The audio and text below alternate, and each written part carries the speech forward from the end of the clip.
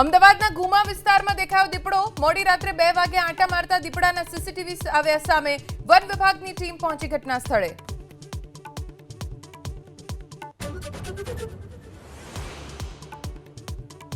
નવસારી જિલ્લામાં વહેલી સવારથી ધોધમાર વરસાદ। જલાલપોરમાં 2 કલાકમાં 2.5 ઇંચ વરસાદથી ભરાયા પાણી। નવસારી અને ગણદેવી તાલુકામાં પણ ધોધમાર વરસાદ।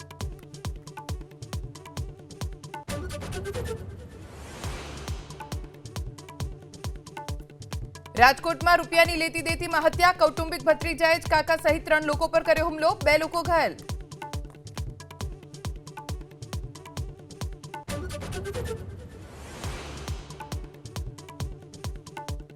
અંબાજીના ગબ્બર પર આવતીકાલથી 24 જુલાઈ સુધી રોપવે સેવા બંધ। વાર્ષિક મેન્ટેનન્સના કારણે 4 દિવસ રોપવે રહેશે બંધ।